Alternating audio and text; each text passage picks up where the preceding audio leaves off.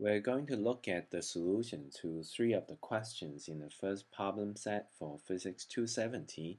The first one we'll look at is the one that's called tracking a plane. So basically a plane flew from this point to the other point indicated by the vectors A and B. So you're given their magnitudes and the following angles.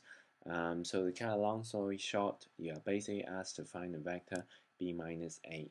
So the strategy that we're going to do the strategy that we're going to use is to first find the vector A, then we're going to find the vector B. After you get that, then you can simply calculate B minus A by simple calculation. Okay, so let's start by looking at vector A. Okay, so vector A, you know the magnitude, you know the angle, so we do what we always did, we draw a right angle triangle from here, and so we can reproduce it from down here. So you have an angle of 40 degrees and then you have a magnitude of 360. So basically you just need to figure out the horizontal and the vertical component. So the horizontal component is 360 times cosine 40 degrees, and then the y-axis is 360 times sine 40 degrees.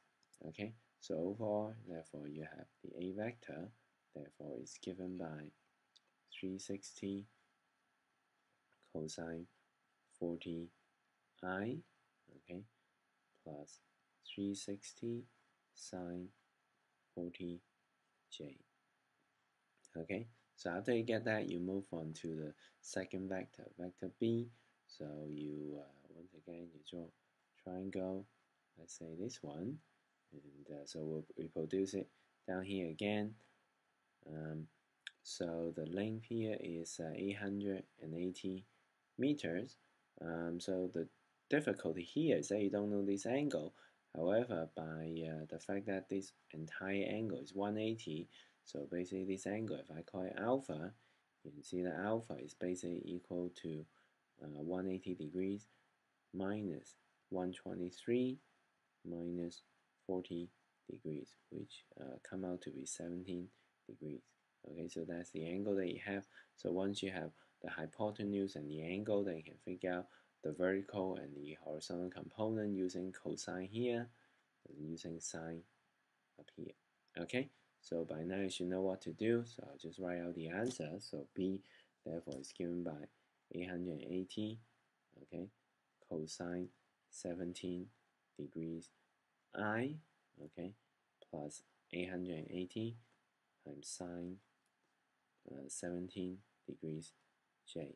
Okay, so there's a slight mistake here, which is that actually I should have write a minus sign, because you see you go from here to there, you need to walk to the left instead of to the right, and then you move up. Okay, so that's why you have a minus sign and a positive sign. Okay, so once you have that, then you can calculate B minus A. So B minus A, therefore, is given by this minus this. So I guess I'll just write this way.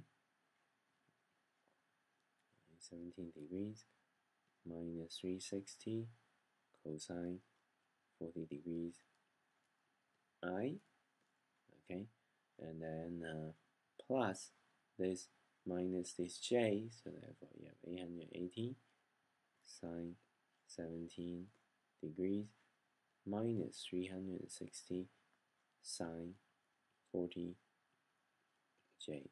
Okay, so I'll let you guys go home and put this into a calculator to see what number you get.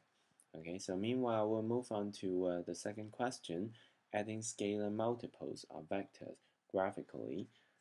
So I won't do all the cases, I'll just do 2 cases just to illustrate how you do it. So this one you have vector A and vector B, so I try to draw them so that they lie on this grid that you see in the background. So C equals to 1.5A minus B. So to do this problem, first you need to ask yourself what exactly is 1.5A. So 1.5A is basically a vector that points in the same direction as A, only about 50, only that is 50% longer. Okay, so basically look at this vector A, you just draw it so that it's 50% longer than before. So if I draw it down here, it should go up to there. Okay, so this blue vector would be 1.58. Okay, so I know that's correct because you look down here, you see 4 boxes overall horizontally, and here you see I have 2 more boxes. 2 is exactly half of the horizontal length of A, and vertically is also true. Vertically, A has a height of 2, so I extend it by 1/2 of 2 is 1, so I extend it by 1 more unit. Okay, so that's vector that's 1.5A, and then minus B. So you remember if this is B, minus B should point in this direction. Okay, so blue vector here is minus B, so therefore 1.5 minus B, if I move minus B to up here, okay, 1.5A minus B, therefore gives you a overall vector that goes from here all the way to here. Okay, so a black vector that you see is the vector that we are looking for, vector C. Okay, so in the case down below, you see A, and then you see B, so you want to see find the vector C, 0.5A plus 2B. Okay, so 0.5A is basically a vector that's half the size of A. Okay, so that's 0.5A. Okay, so 2B is a vector that's twice as long as B, so therefore it looks something like this. So that's 2B.